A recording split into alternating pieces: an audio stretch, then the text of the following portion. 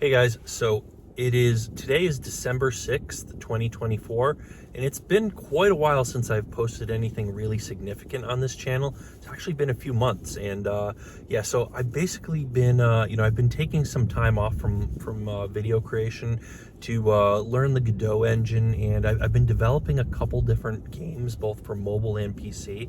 And I basically got those deployed now. I need to deploy them on a few more platforms and maybe do some updates and stuff like that. So they need some more work, but I'm now transitioning back to, deploying YouTube videos again. And yeah, I'm expecting to publish a ton more videos on this channel. There's a lot more content coming up, a lot of neat projects I have in mind, and a lot of neat stuff I'm going to be pushing out there, hoping to sort of start pushing out way more interesting content than I have in the past and picking up where I left off. So yeah, basically taking a lot of my time taken away just to focus on Godot and game development in general. So yeah, coming back to this channel and my other channels as well, because I'm running like a whole bunch of YouTube channels, not just this one. But yeah, have not forgot about this channel, and I will be coming back to it. So yeah, in other news, Bitcoin has recently gone over 100K per coin, so 100,000 US dollars per one Bitcoin. It's actually gone a little over that. I think it was at like 103 or something the other day. But yeah, it's been going up and down a lot, but as it normally does. But yeah, it has breached 100K, so pretty crazy stuff. I remember way back, the first time it breached $100 or $200, I thought that was crazy. I was like, wow, I never thought this would happen, but there's no way it goes higher than this. Then there was the time it reached 2,000. At that point, I was like, no way. Now this time, it's really couldn't possibly go higher. This is crazy. This is some serious stuff. And then, it keeps going. Years later, it goes up past 20K, right? So we passed 20K, and at that point, that was pretty crazy, and people were really starting to take it seriously. And not too many years later, here we are passing 100K.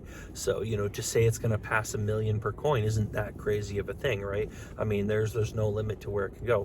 Who knows? Anything can happen, right? Don't risk your life savings on it or anything. But yeah, crypto's a pretty interesting place these days, and yeah, definitely a lot of potential there. So yeah, crazy stuff. I know this is not I know you may not think of this as a crypto channel because it's not specifically a crypto channel. This is a tech channel. Do a lot of tech stuff, electronic stuff like that. Coding, servers, Linux, Windows, anything tech related, hardware, software, robots, 3D printing, networking, all that kind of stuff. By the way, if you like that stuff, if you want that in your YouTube feed, remember to hit the subscribe button. And but the other thing that I do want to cover on this channel that I have been covering a little bit, and I wanted to spend a little bit more time on, is crypto stuff. Now, we're not going to be flooding this channel with all just crypto stuff. This is not going to become like a crypto focused channel. Like, I'm not selling out in that sense. Technically, I've sold out from the beginning because the whole reason I'm doing anything on YouTube in the first place is for money. So yeah, I take pride in my work and I like what I do. I like tech, but this is a for-profit channel. That said, I'm not like I'm not selling out in the sense that I'm going to start only promoting crypto stuff because anything crypto or finance pays better and stuff like that. So that's not the case. I'm also putting crypto in there just because I like to lump it together with the other tech stuff, and it overlaps with other areas of technology, and it's a topic I'm interested in, and I do want to cover it on this channel. One of my first videos, if not, I think it might have been the first video, I forget, but one of my earlier videos was an Ethereum mining rig that I made, I think back in 2017. But yeah, anyways, interesting thing I wanted to talk about as well. So it's been a while since I've done anything on this channel, and interesting things have happened with Bitcoin and other stuff. Also, after the election, there's a lot of talk about tariffs and stuff like that. Who knows what's going to happen? But there's a lot of and who knows how that will really play out. Anything could happen, but there's a lot of talk about the people being worried about prices going up with the tariffs and everything. And one place where prices are expected to probably go up with the tariffs would be anything electronics or hardware related. So like game consoles, GPUs, or any other electronic stuff.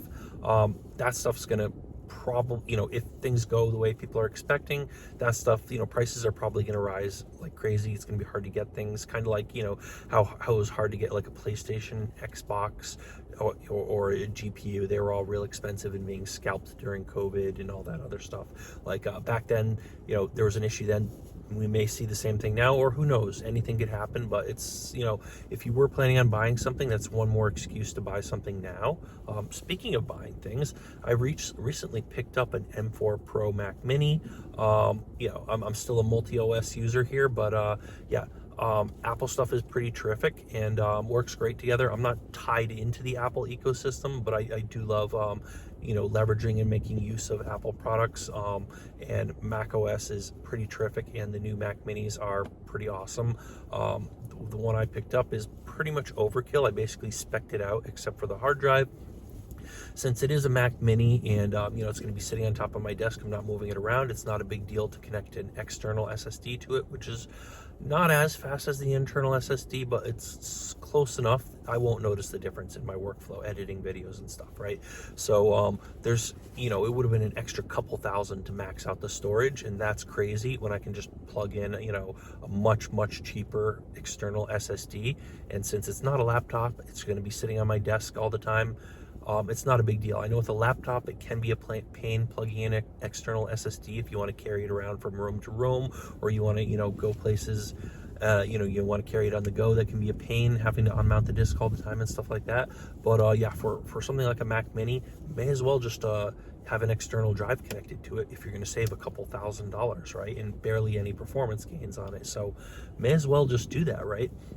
So my old MacBook Pro was kind of hitting some limits, editing videos with certain codecs. I was running out of RAM because I got that pretty low spec. I had like the i7. It was a 2019 16-inch MacBook Pro, and I had 16 gigs of RAM and an i7 in it because I was kind of on a budget there, and that was more than enough to do a lot of the videos I wanted to do. Like I could easily, I could easily edit the HEVC videos recorded by my GoPro in 4K 60 frames per second, no problem there. Solved some problems for me, and it worked great. But certain codecs, it just didn't want to handle that well, and it was running out of memory in certain cases. It would just really slow down a lot. I know 16 gigs is not super high, but it should mostly be sufficient in most cases. But it seems like over time it started to slow down, almost as if Mac OS itself was also getting slow. So a combination of the newer versions of Mac OS, like this old Intel Mac was not able to handle them that well. It was already pretty low spec at the time. Like I got one of the cheaper MacBook Pros I could. I got the i7 instead of the i9, and I bought the, I only got 16 gigs of RAM instead of like 32. And at the time, 64 was like absurd. The only reason they said you would want to get 64 gigs is if you're editing in 8K, it might give you some advantage. But yeah, anyways, it was relatively low spec, but it served me well over the years, but it was starting to have some issues. I guess it couldn't handle the new versions of, it was a combination of, I think, not being able to handle the newer versions of Mac OS as well. It was using more memory for that. And then it was, just some of the codecs, the specific codecs, it's codec dependent. You can use, you can edit like high resolution videos, like in 4K and stuff, no problem. But if it's the wrong codec and it's not optimized for that, it runs into performance issues. So I've been having issues with that on my old Intel MacBook Pro, which, to be fair, it's about 5 years old now. So it's kind of getting ancient. So picked up brand new M4 Pro Mac Mini, and with that, I just, even the base model at $600 would have probably been overkill. From what everyone says, it would be more than powerful enough to take anything you can throw at it. But in that starts at 16 gigs of RAM. But yeah, I just wanted to be absolutely sure, so I bumped the RAM up to a full 64 gigs. I would have gone for 128 if I could have, but apparently in the Mac Mini you can only go up to 64. With the MacBook Pros these days, you can go up to 128, and I believe same deal with the Mac Studio. But with the Mac Mini, most I could get is 64 gigs. That's probably going to be overkill for almost anything I need. People put it through a lot of tests and stuff, and it generally stands up to practically everything. So there's that. It's been working really well. I've started picking up editing videos again. Started with one of my other channels, my food channel. Been just ripping through videos pretty quickly, editing them nicely. Everything runs nice and smooth. It's nice and zippy and responsive. Absolutely thrilled with it. Plus this new Mac Mini looks pretty cool. I like the look.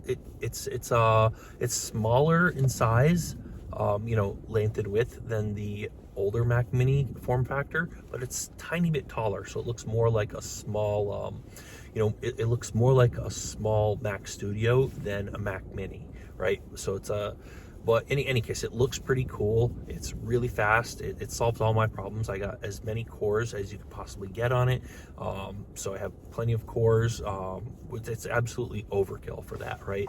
I did not need that at all, but I just wanted to go for more power because I just don't want to be in a situation where I'm running low on power. I want it to last for a while, and I just I'm tired. I don't like things being slow, and I just want the power there. I just wanted it. So there's that. So yeah, I got all the cores I could possibly get in it. Maxed out the memory to 64 gigs just to make absolutely sure nothing uses up all the memory in there. I'm sure there's a way I can do it running like multiple VMs and stuff like that. I do plan on testing things out with the VMs on that machine, and doing a bunch of other stuff, development and stuff like that. When I export a lot of the games I've been working on, I've already been exporting them to to PC, to Mac OS, and to app to iPhone and Android. But yeah, when I want to it's going to be useful having an Apple Silicon Mac to export some of those projects as well. So in any case, there's all of that, and yeah, absolutely excellent device. I'm thrilled with. Still jumping back and forth between machines, but that's basically it. This is just a quick update. Yeah, just wanted to post something on this channel to cover what's been going on so far, and just to give an update and kind of get things started.